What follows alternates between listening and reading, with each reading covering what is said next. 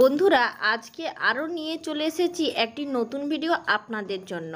কারণ শ্যাম্পু করা, চুলে তেল লাগানো এটা চুলের জন্য কিন্তু খুবই গুরুত্বপূর্ণ। তাই শ্যাম্পুটা আমাদেরকে ভালোভাবে করতে হয় আর তেলটাও সময় মতো ঠিকভাবে নিতে হয়।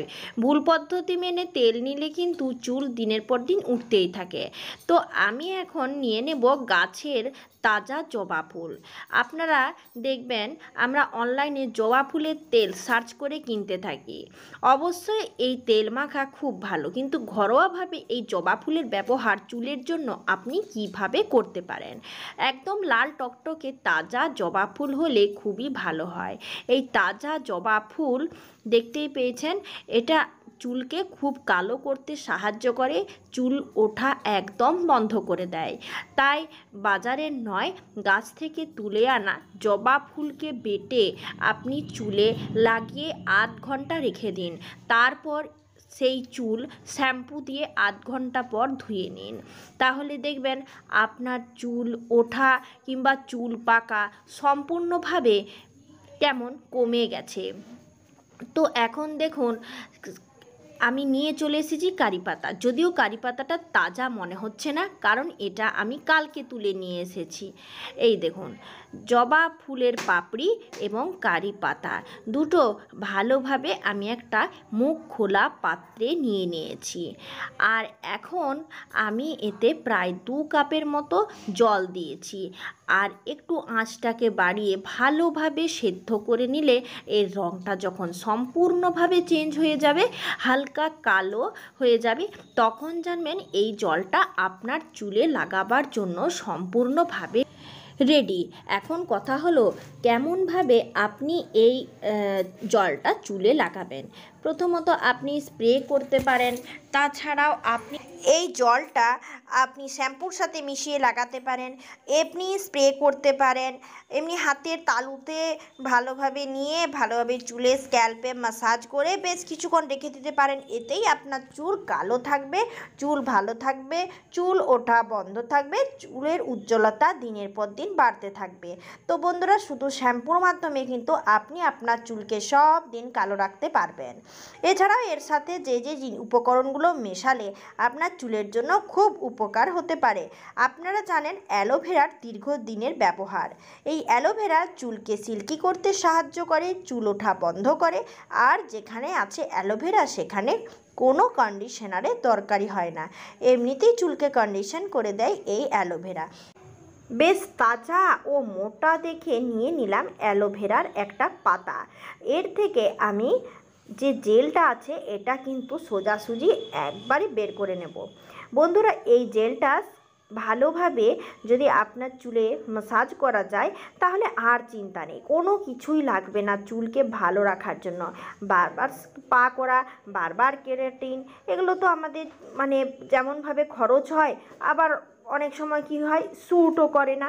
তো তার জন্য তাজা অ্যালোভেরার যে জেলটা, এটা যদি ভালোভাবে চুলে লাগানো যায়, শ্যাম্পুর সাথেই বলুন, তেলের সাথেই বলুন, যেভাবে হোক, আপনি জেলটা সোজা আপনার চুলে লাগিয়ে দেন, তাহলে দেখবেন আপনার চুল কতটা সুন্দর থাকে। তো এখন এই জেলটা থকথকে, আর এই জেলটাকে ভালোভাবে ব্লেন্ডারের সাহায্যে ব্লেন্ড করে নিচ্ছি। আর একদম এটা ব্লেন্ড করে এই জলের সাথে মিশিয়ে নিতে পারি।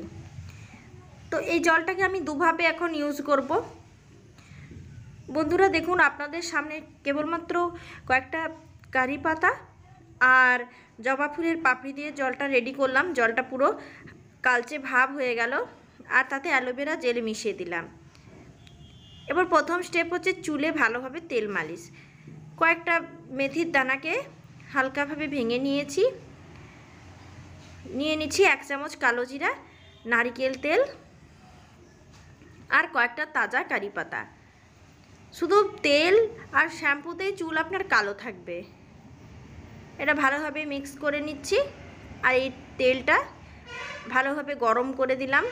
এ দেখুন বন্ধুরা, বেশ সুন্দরভাবে গরম হয়ে গেছে, তেলটাও রেডি। আর এখন এই তেলটা আমি একটা অন্য পাত্রে ঢেলে নিচ্ছি। আর এখানে আমি মিশিয়ে নেব একটু অ্যালোভেরা জেল। ব্যাস, এই তেলটা তৈরি হয়ে গেল। যাদের চুলে ভীষণ খুশকি ভাব, চুলকানি ভাব আছে, তারা তেলের সাথে একটু লেবুর রস মিশিয়ে সেই তেলটা ইউজ করবেন। অ্যালোভেরা জেলটা মিশিয়ে নিলাম, খুব ভালোভাবে মিশিয়ে নিচ্ছি। আর এখন ভালোভাবে চুলে তেল মালিশ করব। চুলের জটকে খুব ভালোভাবে ছাড়িয়ে নিয়ে এই তেলটা ভালোভাবে চুলে মালিশ করলে চুল ভালো থাকে, চুল কালো থাকে। এমনিতেই আমরা নামি দামি প্রোডাক্টের তেল কিনতেই থাকি, কিন্তু বন্ধুরা এই মেথি, কালোজিরা, অ্যালোভেরা তেল আপনারা ঘরে নিজে তৈরি করেই চুলে লাগাতে পারেন। এতে করে চুলটা অনেকখানি বন্ধ হয়ে যায় আর চুলের কালো ভাবটা বজায় থাকে। তো এখন আমি যে জলটা তৈরি করেছিলাম, এই জলটা আমি দুইভাবে ব্যবহার করতে পারি। স্প্রে করতে পারি অ্যালোভেরা মিশিয়ে, কিংবা এর সাথে আমি শ্যাম্পু মিশিয়েও রেডি করতে পারি এই জলটা। তো এখন আমি অ্যালোভেরা জেল দিয়ে দিলাম, দেখলেন ব্লেন্ডারে যেটুকু ছিল সেটা দিয়ে দিলাম। আর শ্যাম্পু দিয়ে দিচ্ছি, আপনি যে কোনো শ্যাম্পু ব্যবহার করতে পারেন, যেটা চুলে রেগুলার ব্যবহার করেন সেই শ্যাম্পুটাই আপনি ব্যবহার করুন। এখন শ্যাম্পুটাও রেডি হয়ে গেল। যাদের চুলে ড্যান্ড্রাফ আছে, যাদের খুব স্ক্যাল্প চুলকায়, অযথা চুলকানি হয়, তারা কিন্তু লেবুর রসটা এখানে অ্যাড করবেন। বন্ধুরা, জবা ফুলের শ্যাম্পু একদম প্রস্তুত হয়ে গেছে। এখন আপনি শ্যাম্পুটা লাগাবেন। তো এই দেখুন বন্ধুরা, প্রায় 2 ঘন্টার মতো আমি চুলে তেলটাকে এইভাবে লাগিয়ে রেখেছিলাম। আর এখন আমি ভালো মতো শ্যাম্পুটা লাগিয়ে নেব। চুলটা একদম প্রস্তুত হয়ে গেছে। তেল লাগানোর পরে কোনো মতেই চুলে চিরুনি না দেওয়াই ভালো হবে। তো এখন দেখুন আমি শ্যাম্পু লাগানো জলটা আস্তে আস্তে ইউজ করছি। আর যদি আপনি এটাতে স্প্রে বোতলে রেখে এই জলটা রেখে দেন, তাহলে প্রতিদিন একটু করে স্প্রে করতে পারেন। 2-3 দিন পর ফের আপনি নতুন জল তৈরি করে নেবেন। এটা চুলে লাগানো মাত্রই ভালোভাবে স্ক্যাল্পটাকে মালিশ করুন, চুল অনেকখানি উজ্জ্বল দেখাবে। প্রতিদিন স্প্রে করুন, তাহলে শ্যাম্পু নেওয়ার ঝামেলাও থাকবে না।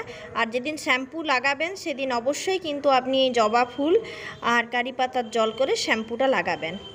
প্রথমে আমি ওই জলটা ভালোভাবে চুলে লাগিয়ে নিয়েছিলাম, আর এখন আমি শ্যাম্পুটা রেডি করে চুলে লাগাচ্ছি। শ্যাম্পু ব্যবহার করার পর বুঝতে পারবেন আপনার চুল কতখানি কালো থাকছে, কোনো রকম চুলে রুক্ষ সূক্ষ্ম ভাব থাকবে না। আর ভালোভাবে স্ক্যাল্পে এই শ্যাম্পু মালিশ করে নর্মালি জল দিয়ে ধুয়ে ফেলুন। তো বন্ধুরা, এইভাবে শ্যাম্পু করুন, চুল সব দিন কালো থাকবে। ধন্যবাদ।